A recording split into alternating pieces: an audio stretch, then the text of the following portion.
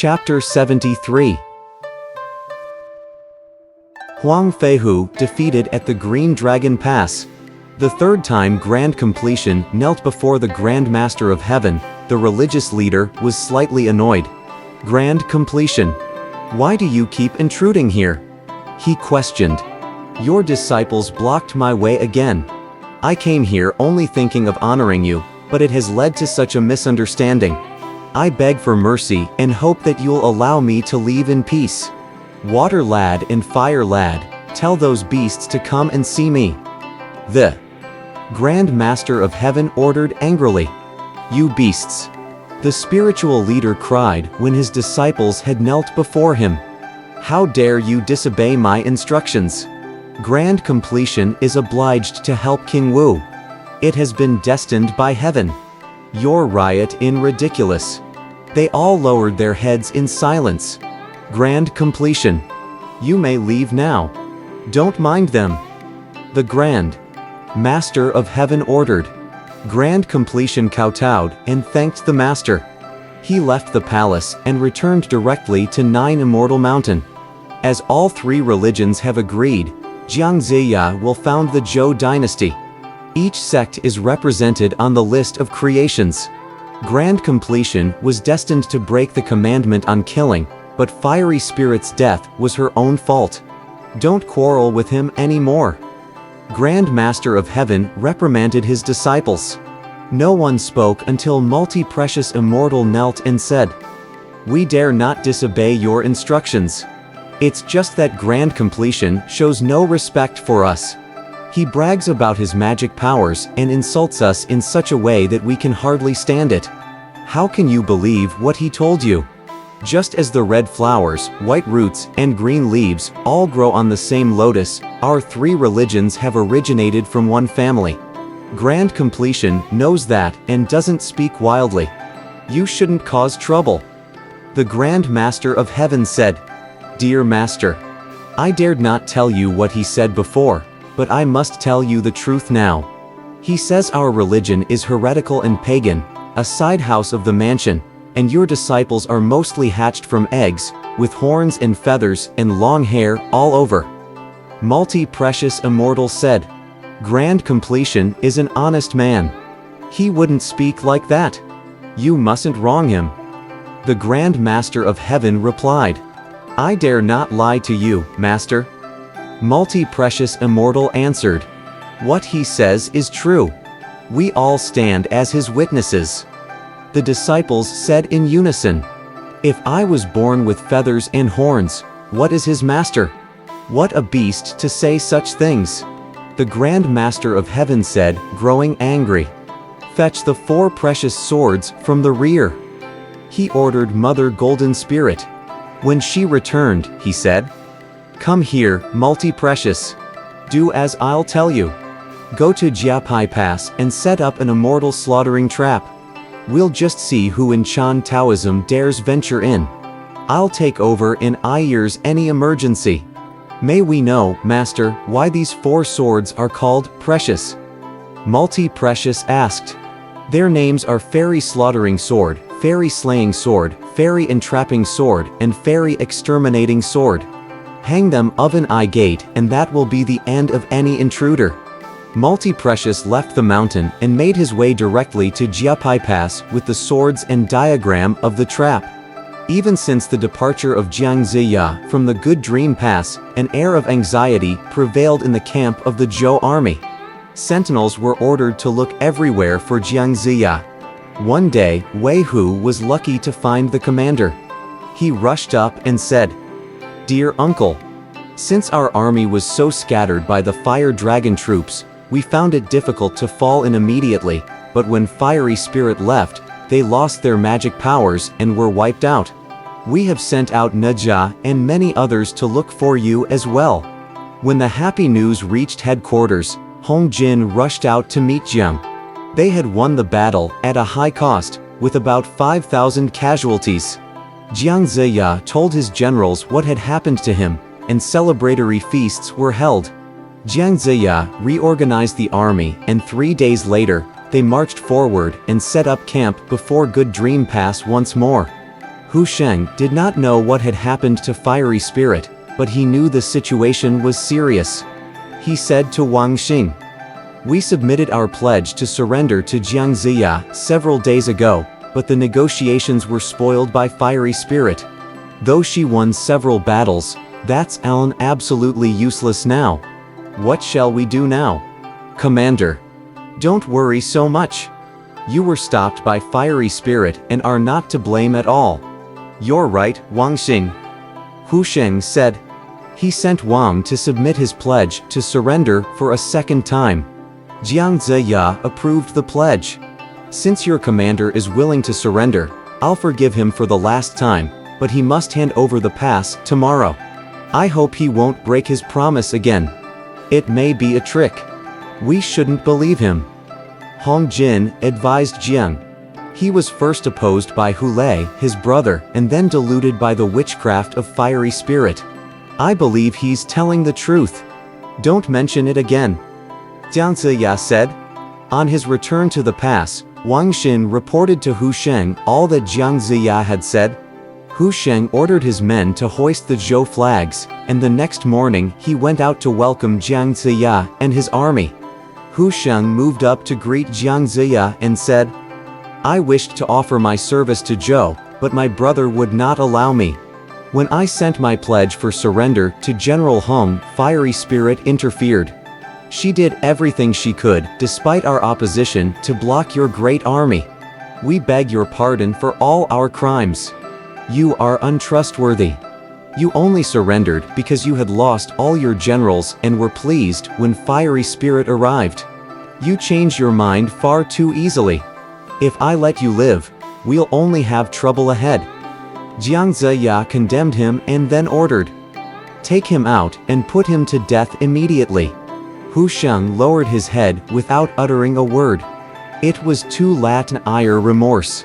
Jiang Ziya appointed Shi Gong as garrison commander of the pass.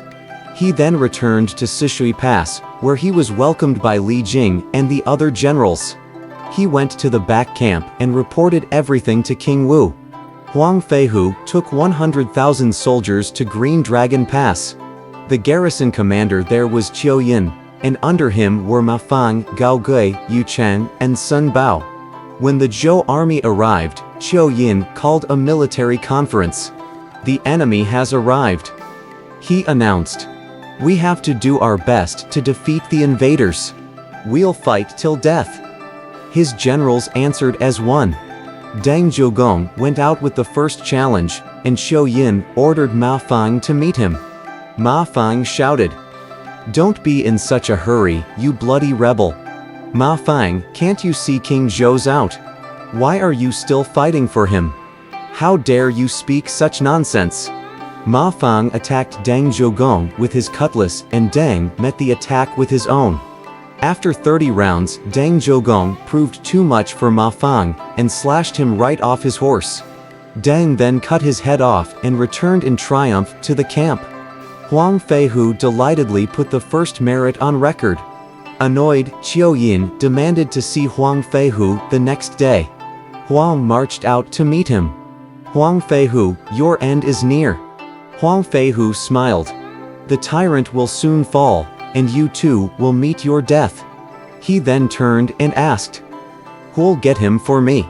"I will," Huang Tianxiang answered. Huang Tianxiang was only 17 years old, and was as brave as a newborn calf before a tiger. He spurred his horse forward and was met by Gao Gui. Huang Tianxiang was destined to be created a god. He fought well, and after 15 rounds, stabbed Gao Gui right in the heart. Qiu Yin cried, "Wait, here I come." He galloped forward on his white horse, holding a long lance and wearing a silver helmet and silver armor. Huang Tianxiang played his lance swiftly, making it impossible for Qiu Yin to find his weak spot. As their commander was nearly exhausted, both Sun Bao and Yu Chen ran out to attack Huang Tianxiang, but they were met by Deng Zhogong. In a few minutes, Yu Cheng was slashed down from his horse. "You damn bastard! How dare you hurt our general?" Sun Bao cursed. Qiu Yin had no chance to use his witchcraft. He was frightened and distracted by Yu Cheng's death. Seeing this, Huang Tianxiang stabbed him in the left thigh. Qiu Yin yelled, turned, and ran. Huang Tianxiang put his lance on the saddle, took his bow, and shot an arrow, which hit him right in the shoulder. Sun Bao was frightened. He could not fight well and was slashed down. Huang Feihu returned in victory, while Qiu Yin returned in a rage. He said, "I'll go and take them captive tomorrow. I'll slice them into pieces then." Qiu Yin was really an earthworm refined into human form. He was good at witchcraft and used his elixir pills to cure his wounds in a very short time. 3 days later, he rushed out of the pass and challenged Huang Tianxiang. Clashing together, Huang Tianxiang saw Qiu Yin's hair glaring through his silver helmet. He realized Qiu Yin must be a sorcerer and decided to take action first. Knowing Qiu Yin must be eager to avenge his previous defeat, Huang Tianxiang purposely offered him a chance to thrust forward. He struck Qiu with his silver club, smashing Qiu's heart-protecting mirror in pieces and wounding him seriously. Blood gushing from his mouth, Qiu Yin nearly fell from his saddle and fled into the pass. Huang Feihu attacked the city wall the next day. Though his wounds were not yet healed, Qiu Yin put up a stronger defense.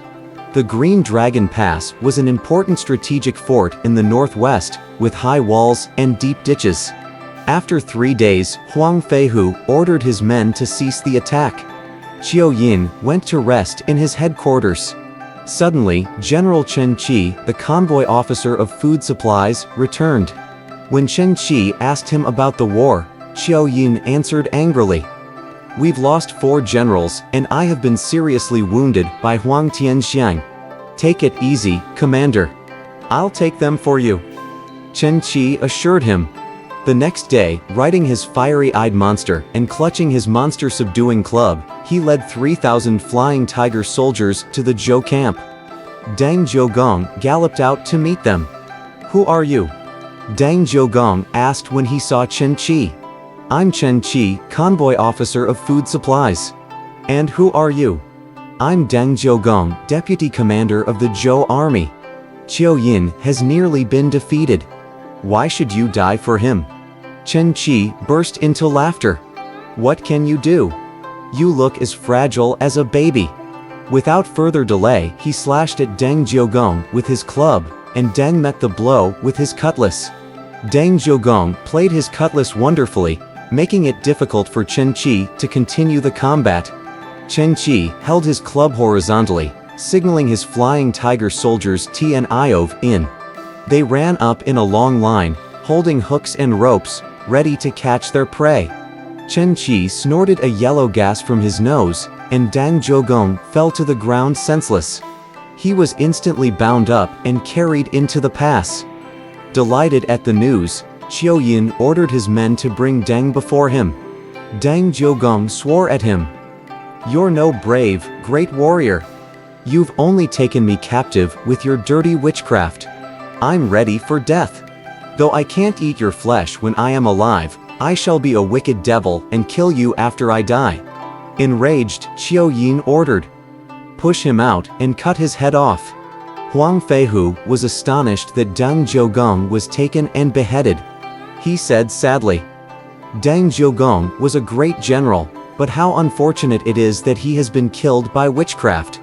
Tai Luan, a general who once served under Deng, uttered angrily, "Let me go. Permit me to avenge General Deng." With Huang Feihu's approval, Tai Luan rode out to fight Chen Qi. However, after 20 rounds, he was taken by Chen Qi as before. Qiu Yin said to Chen Qi, "Tai Luan is a small potato. We need not behead him at once. Imprison him and we'll escort him to Zhaoge with those other rebels later." Chen Qi felt satisfied and agreed to this plan. When Chen Qi challenged the next day, Huang Feihu turned to his generals. "Who will meet him today?" Huang Tianlu, Huang Tianjie, and Huang Tianxiang, his 3 sons, answered, "We would like to meet him. Be very careful." Huang Feihu warned. Chen Qi asked the 3 brothers, "Who are you? We are Huang Tianlu, Huang Tianjie, and Huang Tianxiang. I was just looking for you, and now you've all come." Chen Qi waved his club and attacked the three Huangs without another word. They fought back desperately. If you want to know the result of their battle, please read the next chapter.